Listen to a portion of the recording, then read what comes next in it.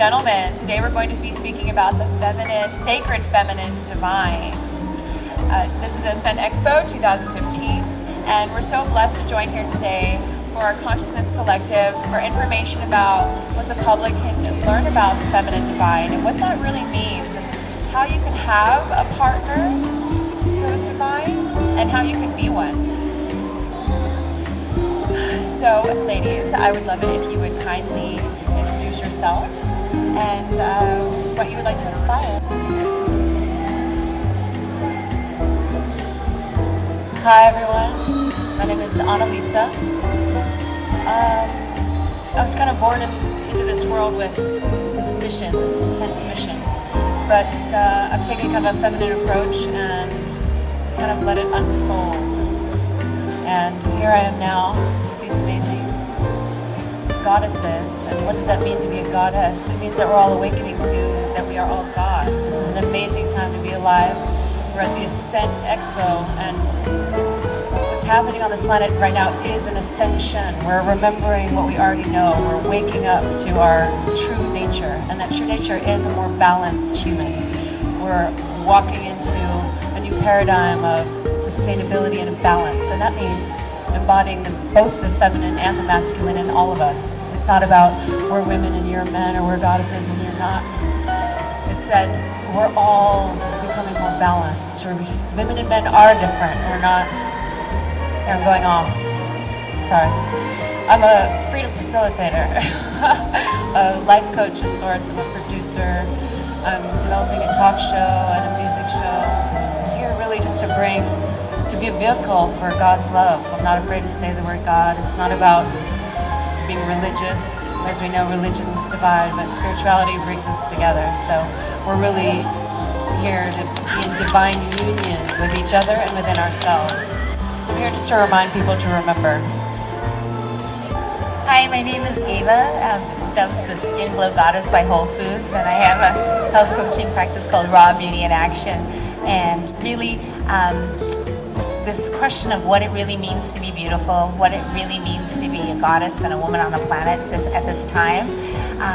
What I like to say is that there's nothing more beautiful than a woman that's really dropped all the way into her womb space, and she's walking this planet as an activated goddess, an alive being that's pulsing the same pulse that the mother pulses through her body, and being the presence of divine love and divinity and unification, and loving on our males. It's no more male bashing time, and it's being collective with our sisters and co-creating together. That's what we're all about. All right. Thank you, Ava. My name is Samavesha.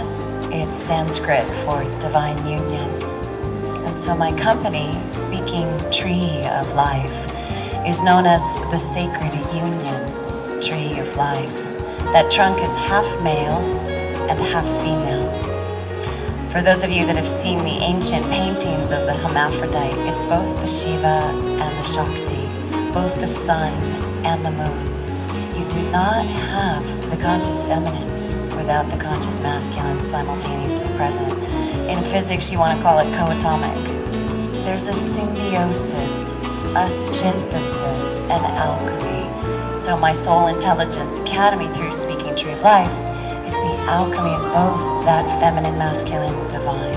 And that's the awakening of the new divine human. That's the blueprint of our wholeness. That I can love both my feminine and masculine shadow, and I can also love and honor and respect my feminine and masculine light. And through their fusion in a holy frickin' shamanic way, I get to bring this amazing gift into the world that is uniquely my divine blueprint that no other soul on the entire planet has. And so that's what my gifts are dedicated to, for you and me and we. Thank you. So we have this information of consciousness, of collective feminism, and how do we channel that? What do we do with this information? How can we get there? What does that mean? What's the process? What do we do with this? And that's why I love having these three women here today to explain how we get to the deeper core levels of who we are and what we want our world about being authentic, about being genuine, about having compassion in the world and making change, I feel like that the feminine divine is when you're truly channeled into knowing your mission in the planet, and every day you're working for, first of all, yourself. That's where we all start off with change, is self-acceptance and love, and starting that journey. And I know that I see so many women these days that they can't even look at themselves in the mirror. And that's where you start off. Every day, looking at yourself and honoring where you are in that present moment, and encouraging yourself, what am I going to create today? Where is my passion? How do I come alive to make the rest of the world come alive? And I would love it if you want to be true to yourself and ask yourself this question every day, because that's really where inspiration starts off, is with our questions. How can we be our better selves? So, can you tell us some tricks that you do, possibly, Annelise, that help you feel beautiful and abundant, so you can share that in your projects and all the environmental projects and education that you provide? It definitely starts with self-love, and because we're a body temple, we need to treat this body right. It's what we put in our bodies, it's what comes out of our bodies. I like to say what goes in your mouth and what comes out of your mouth. Your self-talk and your brain, doing meditation and yoga and exercising, and I loved what she was saying earlier, but I'm the same way. We can connect with the earth, get barefooted on the ground, hug a tree. You can just like turn yourself on, right? Self-pleasuring in all those ways, slathering yourselves with oil. Activation. And really self-love, like loving what comes up. Stop berating and belittling ourselves for all these things that come up. We're all human. We've already been fully enlightened, multidimensional beings. We're here to have this human experience and to master our relationships and to learn self-love. And when someone really loves themselves, they cannot harm another. You've heard that, right? If you truly love yourself, you cannot harm someone else. And when you see that somebody is acting in a less than divine way, and you realize that they're in pain, they're suffering, it's the suffering that's coming out, we can have so much more compassion. So I think the feminine way that we're evolving into in the year of the sheep is this more compassionate, feminine, intuitive way that's going to become the norm. We really are. We're feeling each other. We all have the same experience. We're all saying the same thing. All these panels today, we're all just saying the same thing, right? It's because we've awakened to this truth, this one feeling that's coursing through our veins, and we're connecting down into the earth and out to the universe and into our galactic family, and we're waking up to, whoa, the government's been lying this whole time. And it's become so obvious. It's become this wild science fiction movie, and we're all becoming mothers and stewards, mothers of the earth and mothers of each other. A mother who always has responsibility for his child and always has unconditional, abundant love. Filling ourselves with the God, with that source, with that love, so that we're fully empowered and can just overflow that love, right? Filling yourself first, pleasuring yourself first, knowing what makes you orgasm in all ways, physically, mentally, emotionally, so that you can take care of yourself and have your boundaries, and everything else is a bonus. You can pour that love on everyone. There's enough love for the entire world. There's enough love for the entire universe right in your own little heart. So it's all about not just living from the heart, where we're going from the brain to the heart, but mastering our minds and having full vigilance with our thoughts, so we're fully aware in every present moment, because every moment is making a choice, right? We're creating the future with every thought that we're thinking right now, and obviously every action that we take. So it's time to take action. There's so many things we can do. We have way more power than we possibly think. The divine feminine is a goddess. She's fierce, and at the same time, she wants to be just like manhandled by her lover, by her man. This is about empowering the masculine to be like, yeah, strong. We're different. We have both these aspects in ourselves, and there's definitely some men that are much less wild than me, but I'm just here to be wild and free, so. Right, okay, so before we become wild and free, how do we get there? I would love to ask Ava. Okay, so I know Ava, the goddess glove, she has beautiful mantras that she just really encourages women. Can you please explain to us the different ways that women can channel that at the very beginning? You know, there's so many women that come from fear-based. Am I going to be good enough? Am I going to be beautiful enough? How do they find that within themselves?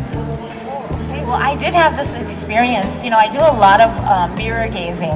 It's a very powerful act because I say that mirror gazing is a form of reflection, and how we begin our day and how we look at ourselves and the intentions and the way we're looking at ourselves. And if it's not of self-love, we're going to carry that with every individual we see, because everything is an experience of that reflection.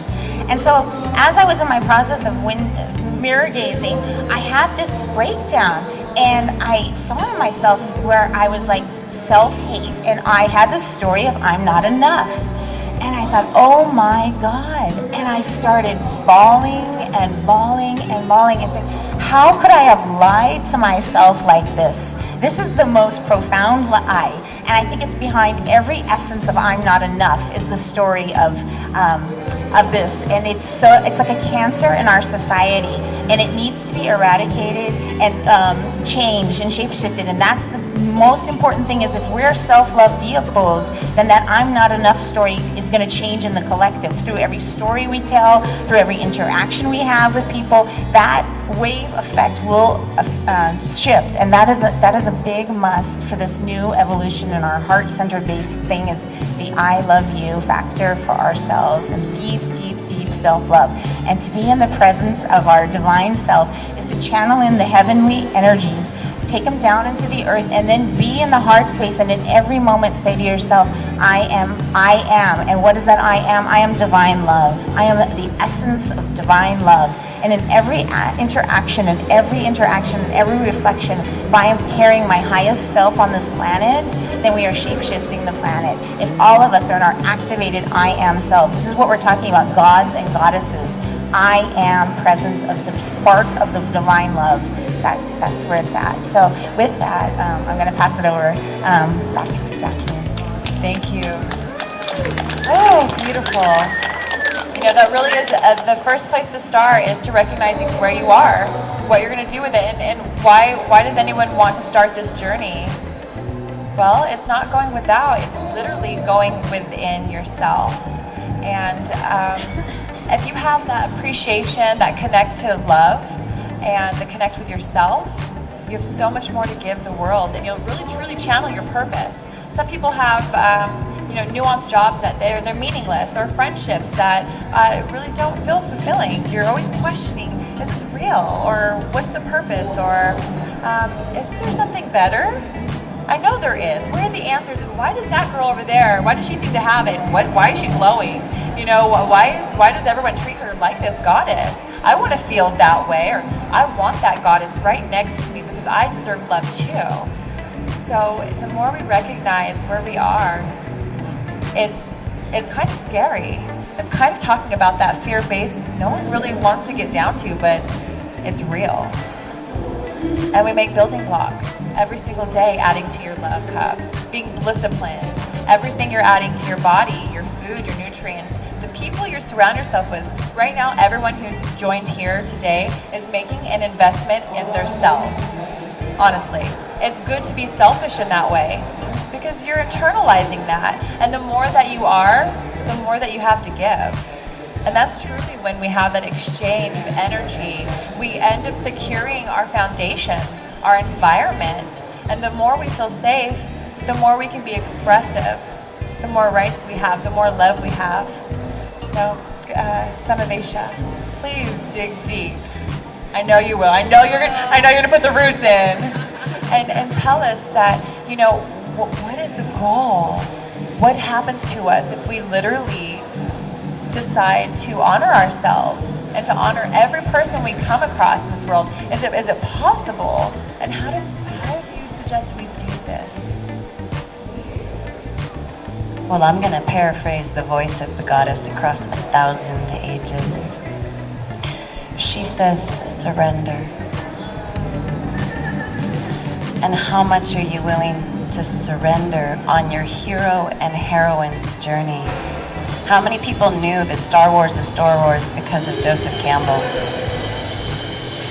Yeah, they took the screenplay, and even though Joseph Campbell is a man, Joseph Campbell partnered with Maria Camutas, who wrote The Language of the Goddess.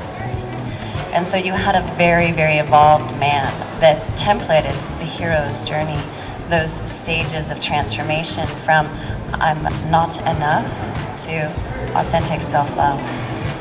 And so the goddess, or the divine mother of the heroine's journey, because we do have many heroines to draw from, says, surrender into my ecstasy. Now here's the catch. Each and every one of us, before we're born, we sign up for a particular challenge, because that's what makes the quest noble, the noble quest of our soul's design. And so the ecstasy that we experience in that humbling shedding of the old skins, again, snake medicine, right? You're gonna feel me as that shamanic molting presence. I will shed my skins again and again and again. And as I look in that mirror, I reevaluate, where am I holding a belief system about myself or another that's not based in divine truth? And yet, how could I be a resource for another human being if I didn't take the journey? So that I could be an authentic, direct expression of that transformation. That's the caterpillar into the butterfly. So there's the dissolution phase. And part of returning to that deep, deep, deep space of self-love is actually being willing to be dissolved. I mean, who knows about David Data? Okay, who knows about ego death? So the goddess says compassionate ego death. You know, we're gonna love ourselves as we drop those old identities, as we drop those old ways of thinking about ourselves or viewing or perceiving the world. The heart has the assemblage point, and the heart has a womb. And the heart is actually connected to the wisdom of the womb. So that ancient foundation of embodied love wasn't necessarily just through the heart. Guys, you have a hara, right? The Dantian, power center. And so this journey of introspection has got to take us all the way down into the belly, because that's where it's all stored, right? And if we were in a deeper circle, I'd say, go put your hands on each other's haras and wombs. But give yourself the gift of the next time you come together with a friend, give that friend a hug, but also be willing to touch this space inside of yourself. And if you ever have a moment's doubt, I don't have a freaking clue what to do in this situation, breathe all the way down your spinal column, all the way down into the earth. Then open up that channel above your head, and then place your hands on both your womb and your heart. Please do me the favor of always reverencing both the womb space and the heart space. There's different intelligence systems here, right? This is our connection to infinite intelligence. This is our connection to love. This is our connection to power. And as a unified human being, human divine being, it takes all of them. There's the journey, there's the map. Absolutely. Okay, so it's so beautiful. Thank you for this journey within. Okay, so I want to address this situation that I've noticed, and a lot of us women, we talk about all the time, is that we see these men, and they want to know what to do with us or how to get one of us. And, and I feel like that's a legitimate question. How do you get a woman who, she's feeling rockin', she's solidified in who she is? Well, what does a man do with that? How can he have that love language to not only inspiring her, it's not just about that sexual identity and the desire of ownership to dominate something, especially something so beautiful and channeled. That's what we ultimately want, is the best. That's what we all instinctually want. So what can men do? What kind of language can they use with us, or what kind of transformation can they have within themselves to be useful to this woman? Because what woman just wants a guy who's like, okay, well, you're beautiful, now what do I do with you? There's all this misplaced energy, and So, ladies, anyone have any idea of what we can suggest for these men and how to reach to us, how to talk to us? Times are changing. We want more because we've got so much more to give. They have no idea with what we have to give anymore. So, it's very enticing. You can give more. Oh, okay. I'd love to hear about what that is in just a moment. Please, Ava. Oh, yes. So I want to acknowledge the brothers that are doing the work.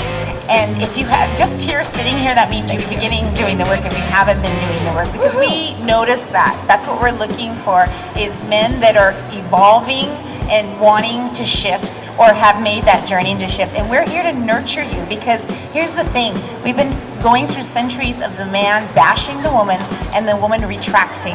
And what we are saying here is fully embodied goddesses, just like the earth. We're here to nurture you, and we want that role. And we're looking for a man that can step up and stand next to us. And if we see that you're doing that kind of work, we will be there for you.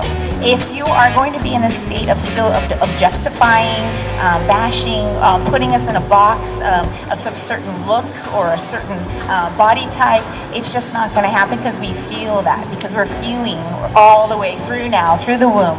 And so that is what we're looking for. We're looking for men to be doing the work and honoring you for doing that. It's not like, oh, you're not, so I don't want to talk to you. It's like, how can I entice you? Because I think a lot of times, we're talking a little bit in the bedroom stuff too earlier, is that a woman can actually help a man into learning tools and techniques if he is open to it. And so it's like they're giving and we're receiving and we're giving back and we're nurturing in every aspect. And so we're inviting you to come into this new paradigm with us. Woohoo! Thank you, Ava. Absolutely. And also about protection. You know, that's what ultimately we want to feel is protected. And you guys are built for protection. We know it. There's no joke. There's no debate about this. Feminine design is so we can compassionately and caringly take care of one another. That's what our roles are. And you know, through feministic evolution, we've tested that to see if women could just be that hard-driven, you know, linear equation. And honestly, we want our roles back. We want to take care and be loving and caressing, because that's ultimately what men want. So, you know, if you want beautiful women to come to you, be the protection, love them more than they even know their self-worth is. And they will open up too. We have to have the available space to do so. What else do you suggest? Just on top of those beautiful things, communication. Just know that we're all weird and wounded. There's nothing, if somebody loves you, there's nothing you can say that's going to stop them from loving you. It's always right, and be open to receive communication and constructive criticism, open to give it and receive it, so we're not afraid to tell our partners what we need, so that we can share our wounds. You can waste months and years of, like, you know, where you could have been having so much fun together exploring everything, but there's some kind of childhood wound that someone's embarrassed or ashamed of. It's like, it's time to get that out on the table.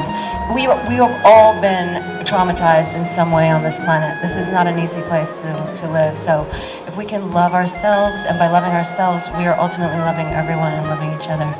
And for men, that means fully embodying your confidence, for both of us, for all men and women, to this possessive, jealous thing where it's totally irrational fears, you know, like, and that goes with becoming vigilant with your thoughts and having your irrational fear in your life, in all your endeavors. Like, there's so many times that fear mechanism is triggered that can be avoided. So to be able to let women really shine and be juicy and flirt, because that's what we love to do. We were born to do that, and it's not threatening. Like, yeah, so just to be really clear and honest and open about your connection with each other, so nobody's afraid, and, you know, because we're here to overcome fear. One of the main things on this planet that we're here to do is overcome fear, and there's so much liberation in that. Oh, absolutely. Thank you. Okay, so why is this information so sacred? Because not everyone's always talking about it. It's still kind of taboo. Putting a woman on stage and having her stand up there and feel glorified in her beauty. People would say, oh, is she vain? Oh, who does she think she is? Well, when we change our mindset to saying, wow, she's powerful, she's making change, she's the example, let everyone follow her, let her be natural in her state of glory, and be a part of it too. Not segregate, not hate, not be upset because you're not her. Be her. And you know, when you were speaking about jealousy, it's absolutely true. There's kind of like this. I find it's in America, and in, you know, certain subcultures where women feel that they can be beautiful together, but when they're out in public, they have to tone it down.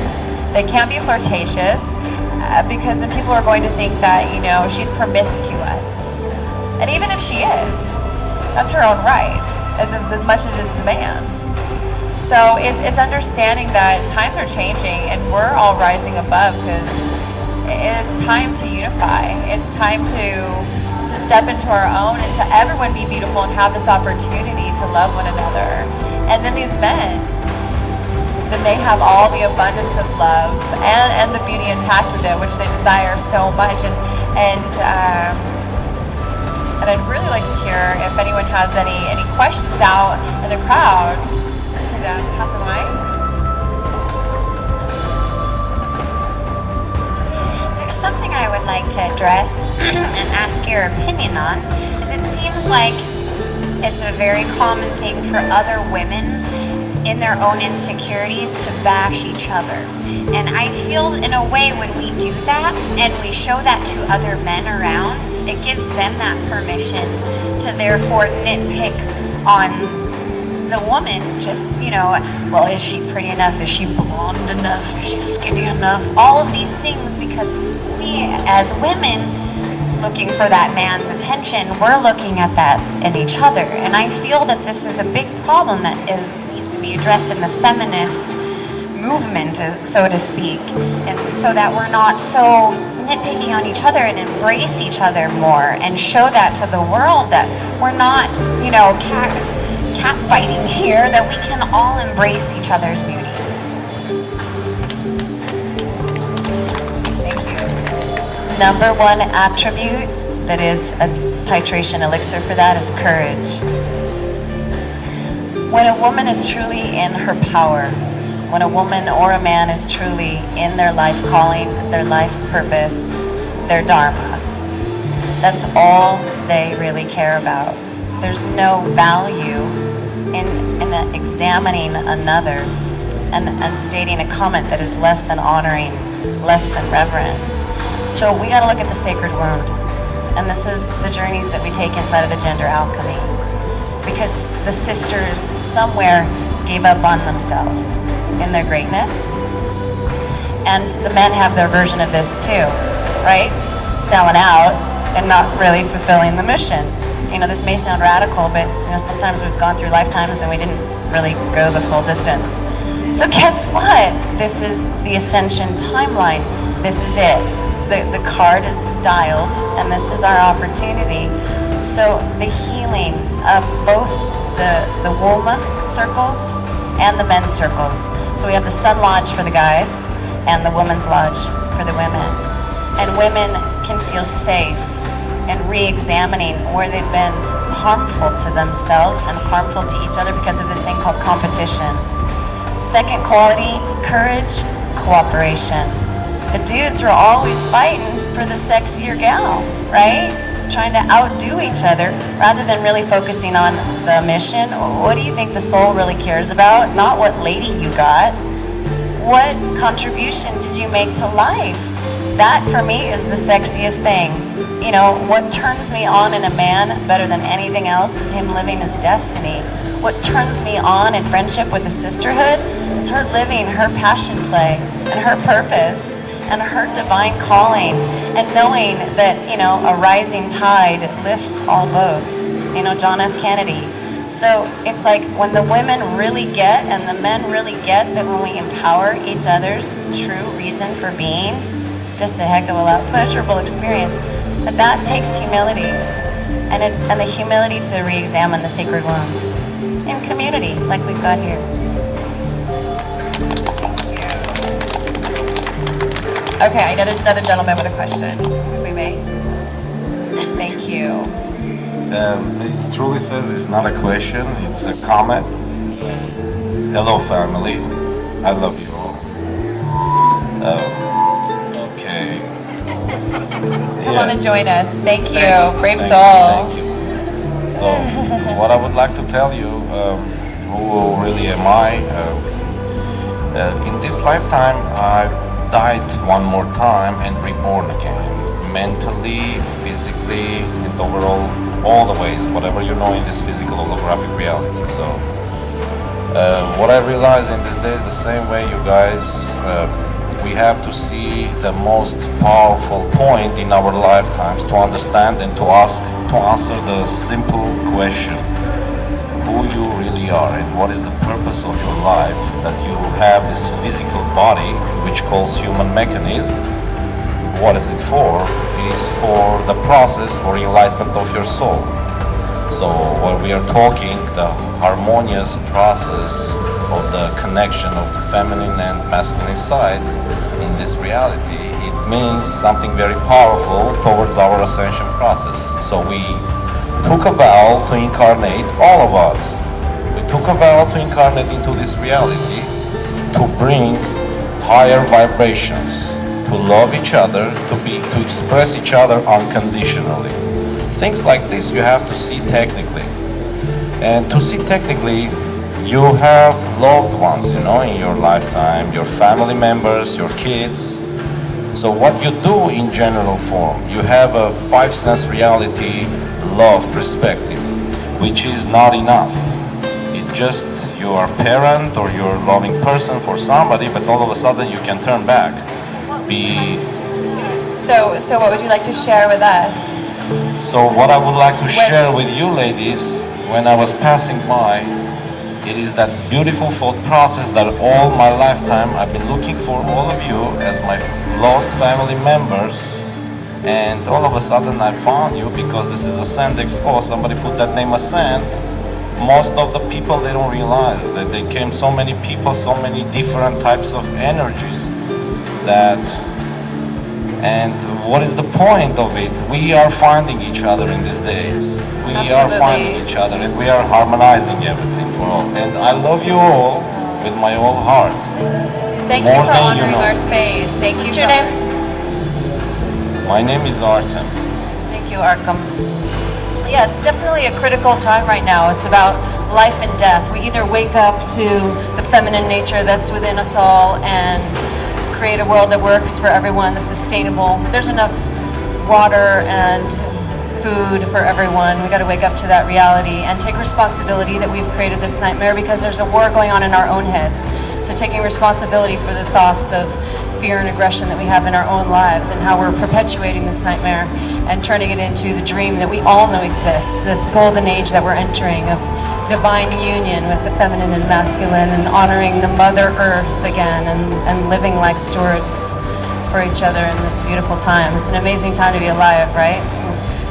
The time of awakening. Absolutely. And thank you so much for being, for honoring us and coming over, because that's what it's really about, is realizing the significance of when we do gather. What is our main purpose? What is the synergist? What is the combination of our emotional growth? You know, when we come together and we're being honest and open and real, is when we make change. And it's more than just our own one experience in that 1 hour of your day. It's looking out that that's your life that you're building for you and then providing for everyone else. So thank you for coming over to us and sharing a space of femininity. You know, a lot of men are very intimidated, and I'd like to encourage all of you to look at these women around here and see who's honoring themselves. And when you do congratulate them, say thank you for sharing your beauty with the world, because now we have peace here. Now we have more love, we've got more abundance, and I love the way you're styling it. You know, the more you promote these women, the more you're building a safety net for letting them know it's okay. There's a lot of times we walk around here, we have to kind of be careful what time it is, because if not, we're going to attract a bunch of men that we're not looking for that energy. We're looking for the sacred spaces to be beautiful. So that's where men really have this power, this powerhouse, this protection agency. And I keep talking about that because that's really a key factor for us right now. And that's where the energy shift will come over. And if you want all this lovely divineness, it's yours to have. Create the space. And you can do that daily by loving yourself, Don't wait for someone to come over and save you and love you. Love yourself and you'll be so much more attracting to others. And that's where it builds. That's where the stepping stones are. And that's where we bridge the gaps and that's where we ascend together. I can't ascend by myself. I could be up here saying ascension all day long. Nothing's gonna happen. We need each other for this. That's the beauty of it. That's the catch-22. That's where it gets really juicy and beautiful. That's where all the stories happen, and that's where we play. Once we get over all like the little minuscule things of like food and water resources, and we come together, and that's what we want to do as people, as party and communities. You know, that's the true essence of fun and play and reaching into bringing the feminine and the masculine together. That's where it's sexual. That's where we procreate. That's where we recreate. So think about your daily lives and what you do for self-love. You know, what are your feminine characteristics that you come out with? Does that mean taking extra care of yourself, being compassionate, having that extra love, that resource, tapping in? You know, all the men can do it too. And I know a lot of beautiful men that do, and the more I see it, I'm like, oh, there's a whole new foundation of men out here, and it's beautiful. And the women that are bringing this up, I love being around all these goddesses because we promote each other. I'm now safe in my sisterhood. And that means we can just flow together, honor each other in a whole new society. So, thank you very much for joining us today. Bless you all. Ascent Expo 2015. Thank you.